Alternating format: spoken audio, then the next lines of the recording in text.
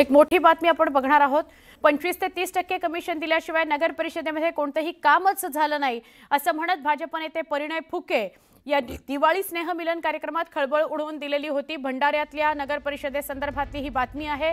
भंडारा जिल्ह्यात सध्या 4 नगर परिषदांच्या निवडणुकीची रणधुमाळी सुरू झालेली असून सगळेच पक्ष आपल्या सत्तेकरता प्रयत्न करताना दिसतायत। पण यातच भंडाऱ्यात दिवाळी स्नेहमिलन कार्यक्रम झाला आणि त्यात भाजपचे परिणय फुके यांनी चांगलं वक्तव्य करत चांगलीच खळबळ उडवून दिली। मागच्या काही वर्षांमध्ये नगर परिषदेमध्ये 25 ते 30% कमिशन घेतल्याशिवाय कोणतंच काम झालेलं नाही असा दावा त्यांनी केला आणि यात कोट्यवधीचा घोटाळा सुद्धा झालाय असं ते म्हणाले।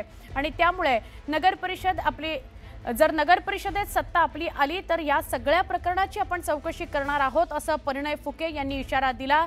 यामुळे गेले 2 दिवस सातत्याने याच विषयाची चर्चा होते आहे। शहरामध्ये अनेक विकास कामं झाले, पण त्या विकास कामामध्ये 25 आणि 30% कट झाल्याशिवाय एकही काम झालं नाही।